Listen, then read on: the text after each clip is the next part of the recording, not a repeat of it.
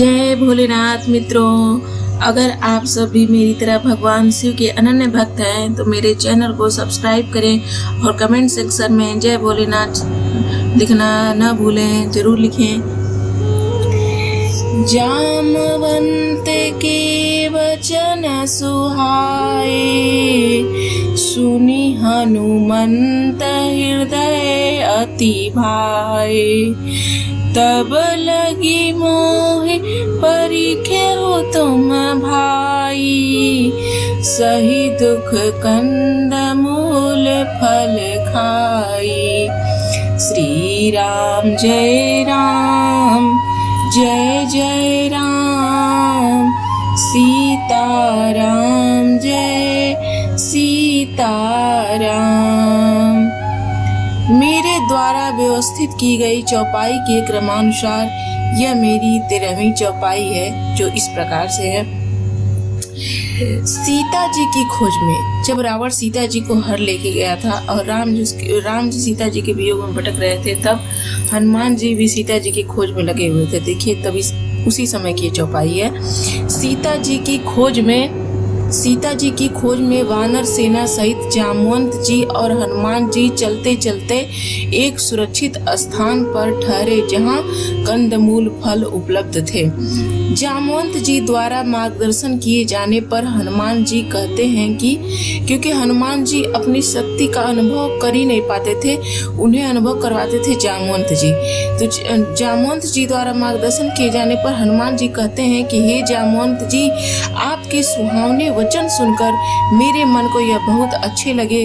हनुमान जी ने अपनी वानर सखा की ओर देखते हुए कहा कि हे भाइयों, आप लोग कंद मूल व फल खाकर दुख जैसे तैसे सहकर आप लोग मेरी राह देखना। सीता मैया को पाते ही अपना कार्य कर मैं शीघ्र लौट आऊंगा, यह मेरा पूर्ण विश्वास है। हनुमान जी स्वयं कहते हैं, राम काज किन्हे बिना मोह कहाँ विश्राम। श्री राम जय राम, जय जय राम, सीता राम जय सीता राम। जब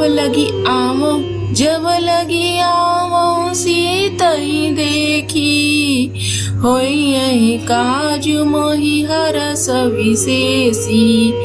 यह कही नाई सबनि कहूँ माथा, चले हरसि धरि रघुनाथा। श्री राम जय जय राम, सीता राम जय सीता राम। हनुमान जी अपनी वानर सेना में यह विचार व्यक्त करते हुए कहते हैं कि जब तक मैं सीता जी को देखकर लौट ना आऊं, तब तक आप लोग यहाँ से कहीं और को प्रस्थान मत करिएगा, क्योंकि कार्य होने अर्थात सीता जी को देखकर आने के बाद एक अलग ही सुख मिलेगा, अर्थात कार्य सिद्ध होने पर मन को बड़ा हर्ष होगा।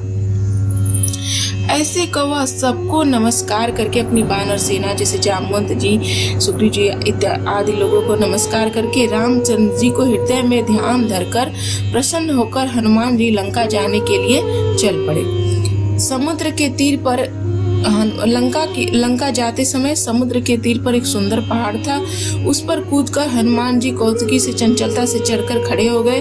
फिर बारंबार रामचंद्र जी का स्मरण करके बड़े पराक्रम के साथ हनुमान जी ने गर्जना की। भगवान राम के भक्त हनुमान जी की शक्ति का भी पार पाना बड़ा ही मुश्किल है। जिस पहाड़ पर हनुमान जी पांव रखे थे, वह पहाड़ तुरंत पाताल के अंदर चला गया। ऐसे हनुमान जी शक्तिशाली थे, और जैसे ही श्री रामचंद्र जी का अमोघ बाढ़ जाता है, ऐसे तीव्र गति से हनुमान जी वहां से चले। यहाँ रामचंद्र की बाढ़ से तुलना की गई हनुमान जी की शक्ति की, जिसे हनुमान जी पहुंचे वहां। जल निधि रघुपति दूत विचारी, तय मैनाक होहि श्रमहारी। समुद्र ने हनुमान जी को श्री रघुनाथ जी का दूत जानकर मैनाक नामक पर्वत से कहा कि हे मैनाक, तू जा और इन्हें विश्राम करने के लिए कहो, जिससे उनकी थकान कम हो। देखिए, समुद्र भी जो जो श्री राम जी ने समुद्र को तारा था, वह समुद्र हनुमान जी को राम जी का भक्त समझकर उन्हें विश्राम करने के लिए मैनाक पर्वत को भेजता है। उमान कछु कपि कै अधिकाई।